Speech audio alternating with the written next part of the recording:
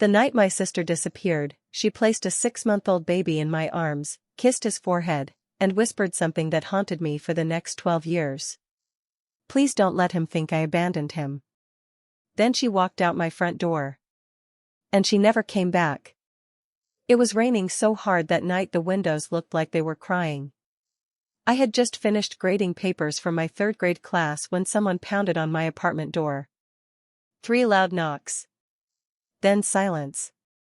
When I opened it, I barely recognized my younger sister. Emily stood there soaked from head to toe, her blonde hair tangled, mascara running down her cheeks.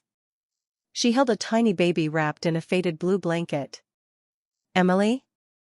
She looked over her shoulder as if someone had followed her. Can I come in? Something in her voice made my stomach tighten. I stepped aside without asking questions. The baby whimpered softly. Oh my goodness. I smiled weakly. Is this Noah? She nodded. He hasn't stopped crying all day. I reached for him. The moment he settled into my arms, he stopped crying. Emily noticed. A sad smile crossed her face. He likes you. She sounded relieved and heartbroken at the same time. I made tea while she sat silently on the couch. She kept rubbing her wedding ring. 5 minutes passed before she finally spoke. I need a favor. You don't even have to ask. She stared at Noah instead of me. I need you to keep him for a little while. I laughed nervously. A weekend? She didn't answer. A week? Still nothing. Then tears rolled down her face. I don't know. The room suddenly felt colder. What happened? She shook her head. I can't explain right now. Emily. I just need to fix something. What?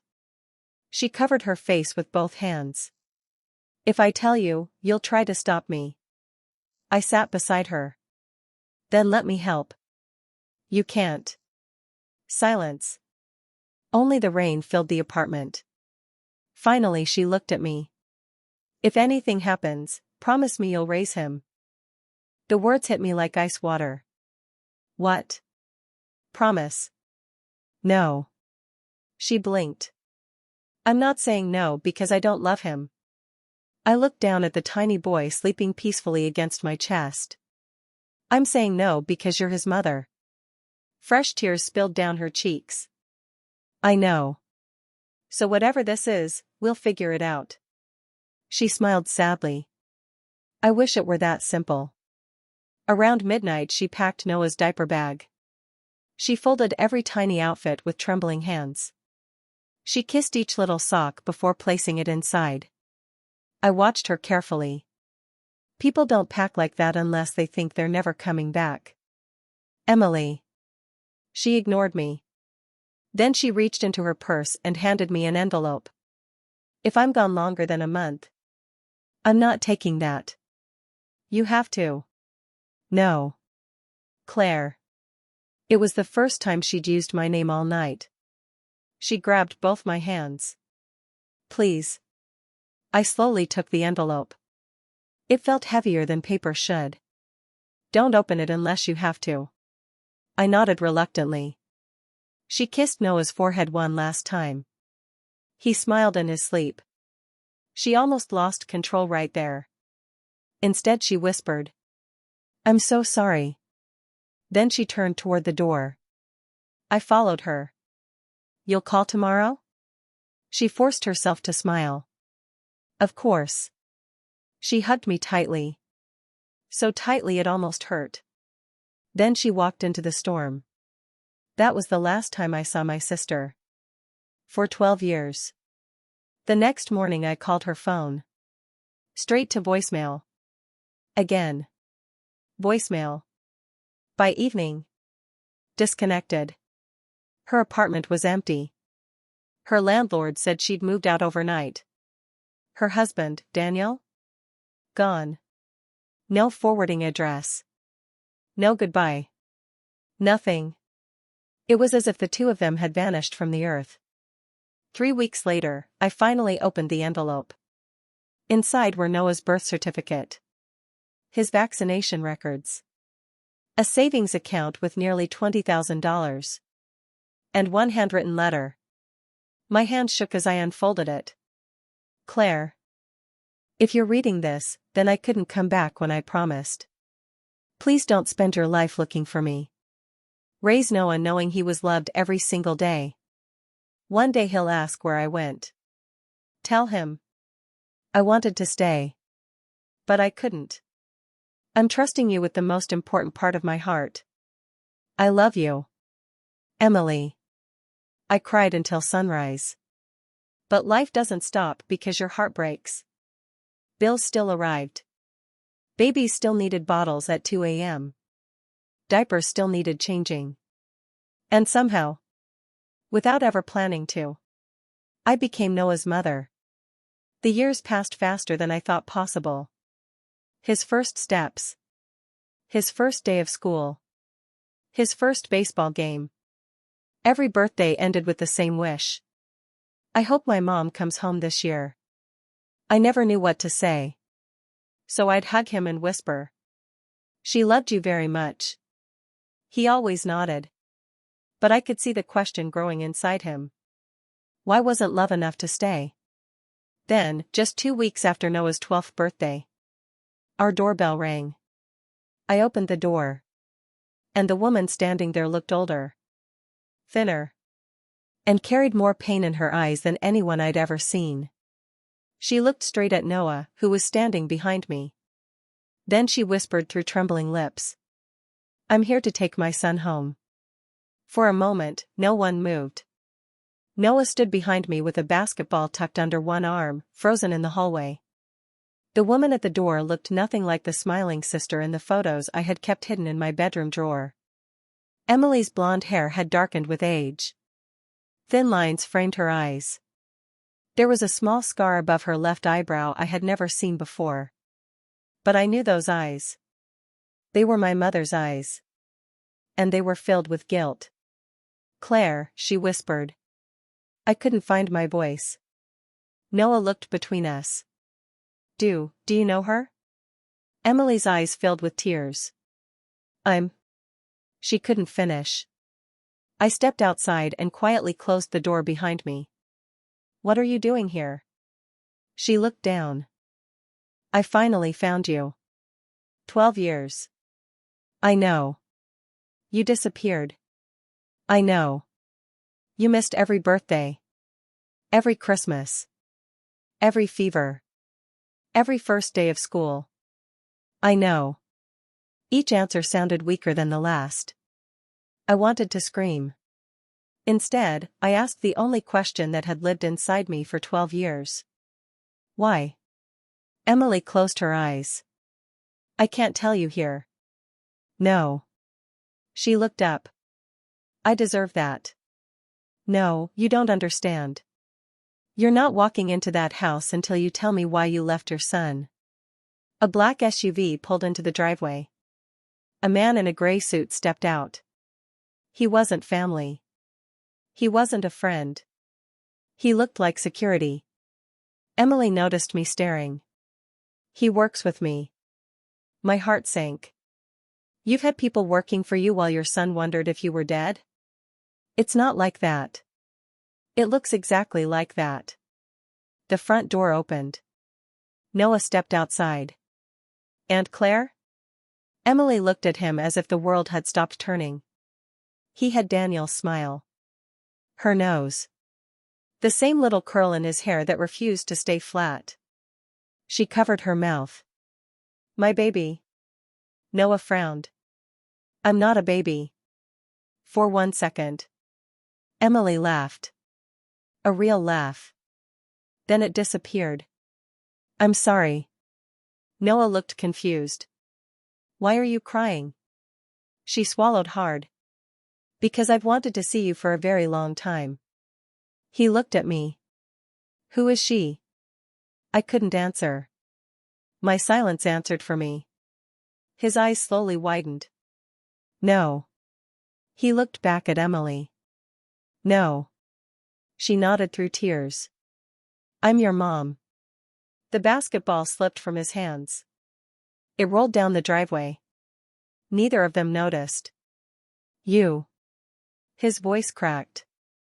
You're alive? Emily nodded. I've always been alive. He took one step backward. Then why didn't you come? She opened her mouth. Nothing came out. He asked again. Louder. Why didn't you come? The question echoed through the yard. Neighbors slowed their cars. Someone walking a dog stopped across the street. Emily looked completely broken. I wanted to. No. I did. No. His voice exploded. You didn't. Tears streamed down his face. I waited every birthday. He pointed at me. She came to every baseball game. You didn't. She stayed up all night when I had pneumonia. You didn't. She taught me how to ride a bike.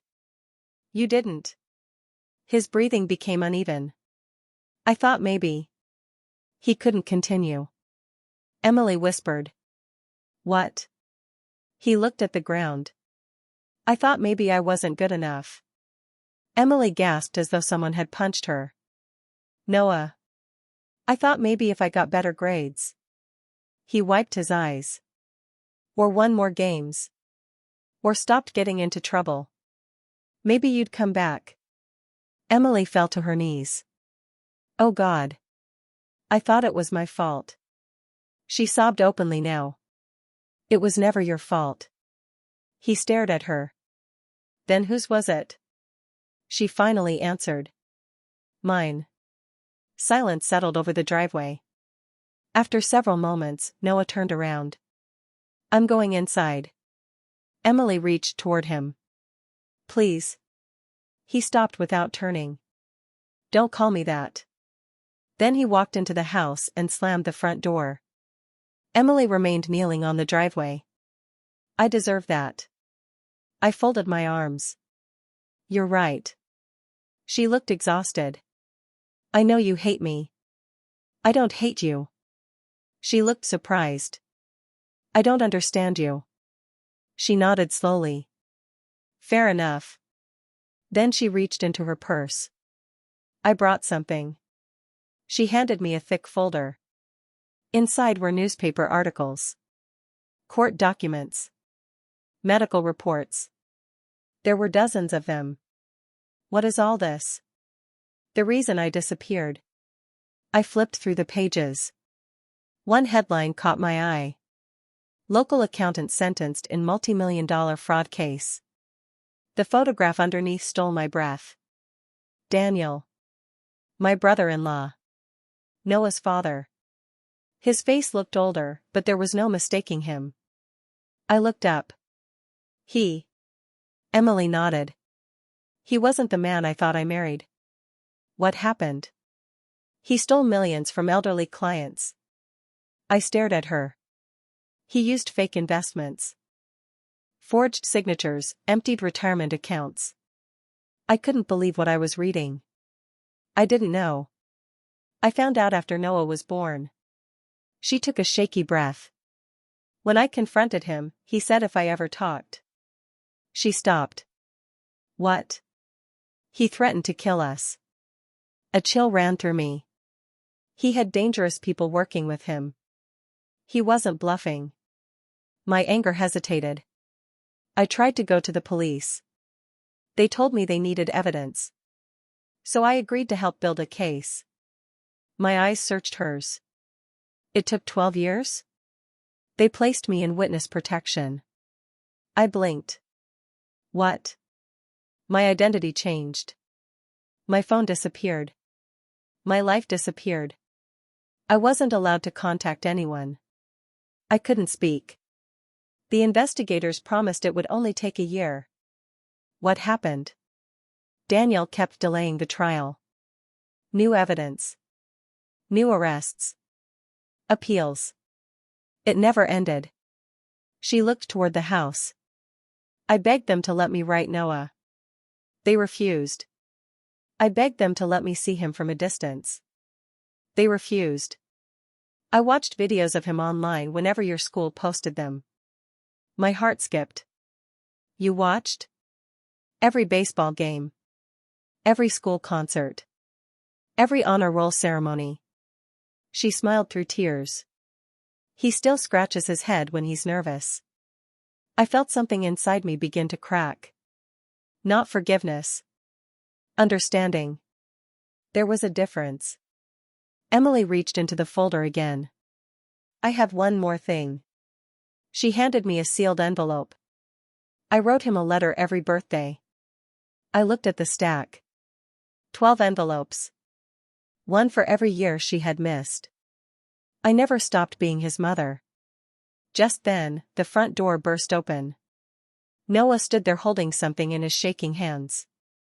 It was the letter Emily had left me 12 years ago.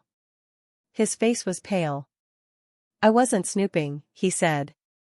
I found this in your closet. He looked at Emily. His voice barely rose above a whisper. You wanted to stay? Emily's eyes filled with tears again. More than anything. Noah slowly unfolded the old letter. And began reading every word aloud. The final sentence made the color drain from his face. He looked up at both of us and whispered. Wait, if Dad was arrested. His eyes locked onto Emily. Then who has been sending me birthday cards signed with his name every single year? Emily stared at Noah in disbelief. What birthday cards? He hurried upstairs and returned with a small wooden box. Inside were 12 birthday cards, one for every year. Each one was signed the same way. Love, Dad. I had seen those cards before. Noah kept every single one. I always thought. He said quietly, maybe he couldn't come home either. Emily carefully picked up the oldest card. Her hands trembled as she studied the handwriting. That's not Daniel's writing. It isn't? Noah asked. She shook her head. No. A chill ran through the room. If your father didn't send these. I finished the sentence. Then who did? Emily looked at the return address printed on the envelopes. It's fake. Noah frowned. So someone lied to me for 12 years? Just then, my phone rang. The caller ID showed a name I hadn't seen in over a decade. Detective Mark Benson. Emily's eyes widened. He was the lead investigator. I answered immediately. Claire? His voice sounded older. I've been trying to reach Emily. She's here. There was a long silence. Then she needs to know. My stomach tightened. Know what? Daniel died 3 months ago. Emily closed her eyes. I already knew. There's more. His voice became serious. We found something while clearing out an old storage unit. What? A box addressed to Noah. Emily grabbed the phone. What was inside? 12 birthday presents. She covered her mouth. And 12 letters. My heart skipped. Letters from Daniel? Yes. Emily looked confused. But Noah already received birthday cards. Months passed. Emily didn't try to replace me. She never could. And she never wanted to. Instead, she showed up. Every baseball game. Every parent-teacher conference. Every birthday. Sometimes Noah came to me for advice. Sometimes he went to Emily. He never had to choose between us. One Saturday afternoon, we were planting flowers in the backyard when Noah looked up with a grin. You know something? What? I asked. He smiled at both of us. I think I'm the luckiest kid in the world. Emily laughed softly. Why's that? Most people only get one mom. He reached over and took both of our hands. I got 2. A year later, Noah graduated middle school with honors. As his name was called, he searched the crowd. Emily stood on one side. I stood on the other. He smiled the same smile he had worn as a baby. After the ceremony, he handed each of us a folded letter. Mine read, "You taught me that love isn't about who gives birth to you. It's about who stays when life gets hard. Thank you for never letting me feel alone." Emily's letter said, "You lost 12 years, but you never stopped fighting to come back. Thank you for proving that real love keeps its promises, even when it takes the long way home." We both cried. Noah laughed and wrapped an arm around each of us. A photographer passing by smiled. "Family picture?" Noah answered before either of us could. "The whole family." As the camera flashed, I realized something I hadn't understood for years. Love isn't measured by the years you lose. It's measured by what you're willing to do with the years you're given afterward. And sometimes, the family you fear is broken forever is simply waiting for the truth to bring it back together. "Not from Daniel," Detective Benson replied. "These letters were never mailed." The room fell silent. "So who sent the cards?" I asked. "We don't know. But the letters we found explain everything."